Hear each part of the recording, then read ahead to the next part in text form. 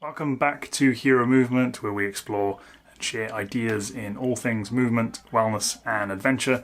In today's video we're going to look at some basic tips and things to consider if you are looking to incorporate rope training into your movement practice. So I put together a rope training tutorial a few weeks back and I've had quite a few questions about rope training since then. So I thought I'd put together some ideas, some tips to help you avoid some common pitfalls and basically just get the most out of the rope and the rope training. So I've linked below to that tutorial. If you haven't checked it out, you can go and do so. And if you've got any other questions or comments, then let me know down below and I'll get back to you if I've got anything useful to say. So let's take a look.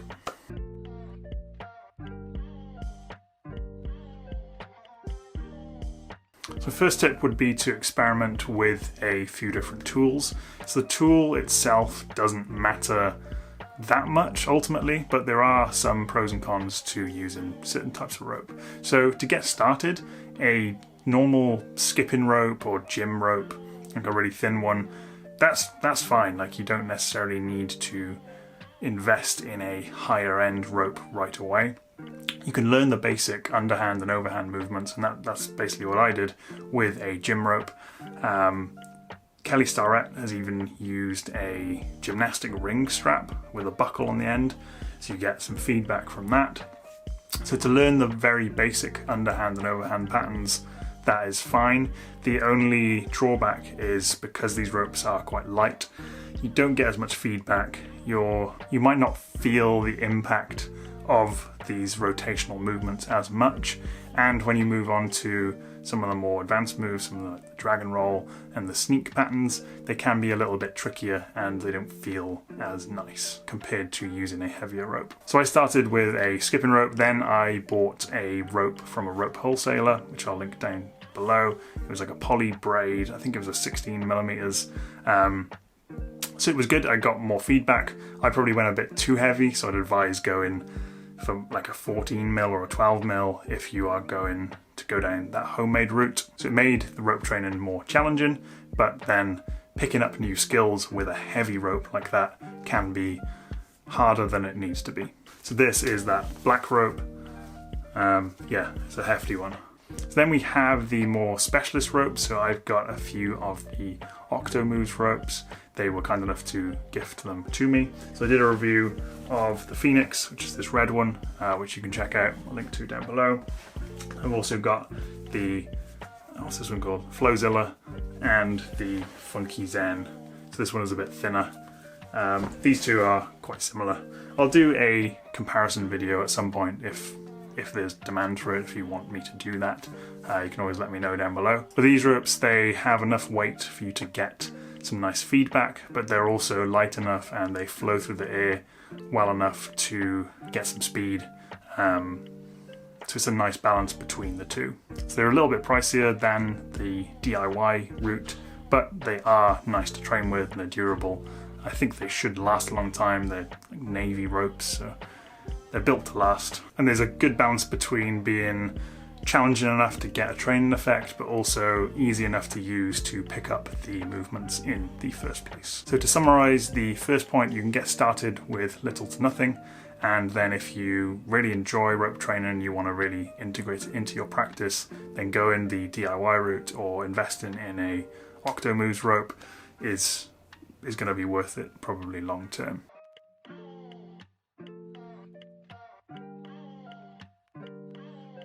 So once you've got your rope, the next thing is to ensure you've got the right fit. So if you stand in between your rope, you stand in the middle and you pull it taut, ideally it's going to come to between the hip points, so the bony landmarks on the top of your pelvis and the bottom of your ribs. Somewhere in that region.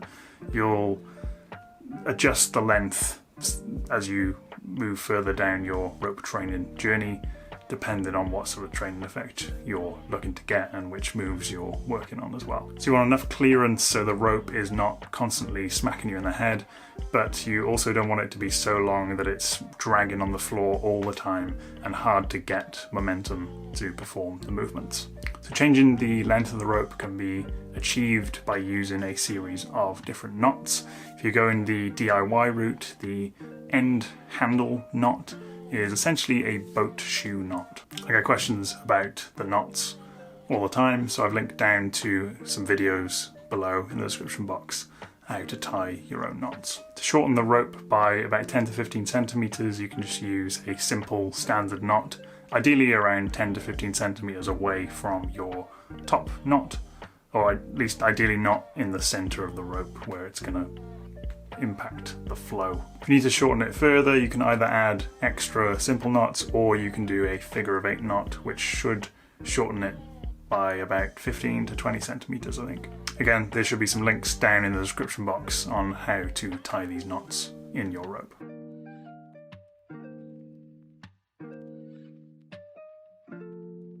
So now we're going to move away from the gear and the actual practice of rope flow. The first point is to focus on flow before you start working on speed and power. We often think that going faster, going harder is better, but that's not necessarily always the case, and definitely not with learning a new skill like rope flow.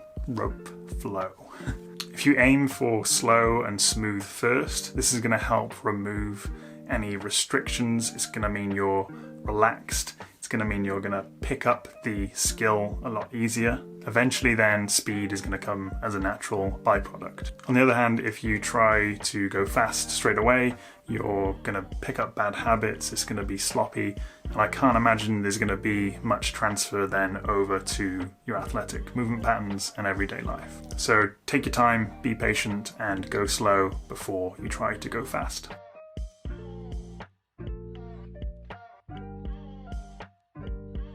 Another key concept is to consider that rope training is skill development or learning a new skill versus getting a workout. This is particularly the case in the early stages. So rope flow can be a great way to challenge the body and get a really positive cardiovascular training effect, but to reap the benefits long term, you're much better off viewing it as a skill to practice, at least initially, rather than as a way to get a sweat on and really test yourself. So this means practicing little and often, breaking each movement down into small chunks, performing 8 to 10 repetitions, having a long rest. So you're not looking to tire yourself out. Ideally you want to be as fresh as possible for each set. The same goes for learning any other skill really. If you're handstanding or you're slacklining, you want to be as fresh as you can for each attempt, so you pick up good habits as opposed to bad ones. So it takes patience, but if you can commit to the practice,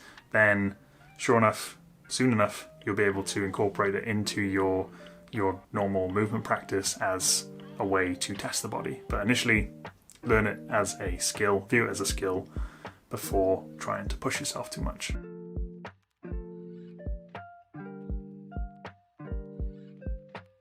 Rope flow is a great way to practice using both sides of the body and to mimic athletic movement patterns. One thing that can help you get a feel for these kind of athletic patterns is to think about stacking your bones. So by this I mean shifting your weight to one side at a time. So if I'm performing an overhand pattern on the right side of my body, I can almost transfer all of my weight onto my right foot. So I come up onto the toes of the left foot.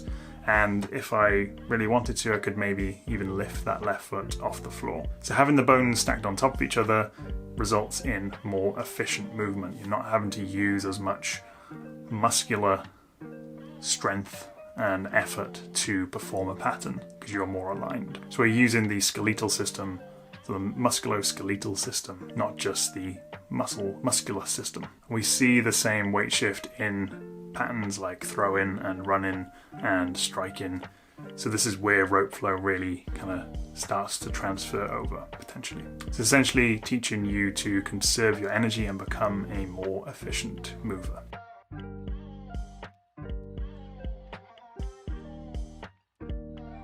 So this tip links in with the one before, and it's to integrate your whole body. So if you watch someone rolling the ropes, then it's easy to assume that it's mainly kind of the shoulders and the arms involved.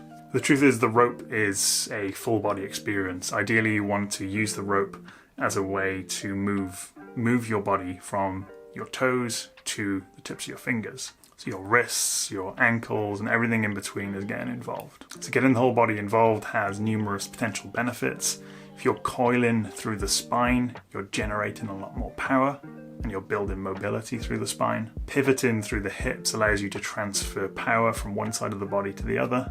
And using the wrists allows for more intricate movements and more control over the rope. So this isn't something you're necessarily going to get right straight away. You might not feel it, but it's something to keep in mind. This idea of whole body integration and using both sides of the body.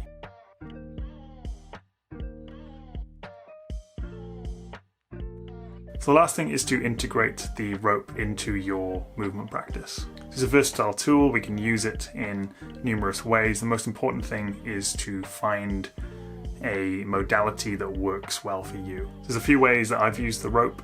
I've used it as a warm-up for zone 2 running and for strength work. I've used it as a way to keep moving in between sets when I'm strength training. I've also used it as a standalone zone 2 cardio session. I've used some movements to practice rotation while I'm performing my strength training. I've also used it as kind of a more mellow move-in meditation session. I've taken it out on adventures too. That's a great way to use it. Just sling it in a backpack, take it to the beach or up to the mountains. There's plenty of ways that you can use the rope and integrate it into your lifestyle and your movement practice. So that's about it. I hope this video was useful. I hope I didn't ramble on too much. Let me know if you got any questions down in the comment section below, particularly anything around rope training. I've got a few more videos or ideas for videos lined up. So yeah, if you've got any questions, then let me know. If you want to see more like this, feel free to subscribe and do the notification thingy. Yeah. Have a healthy, heroic week, and I'll catch you soon.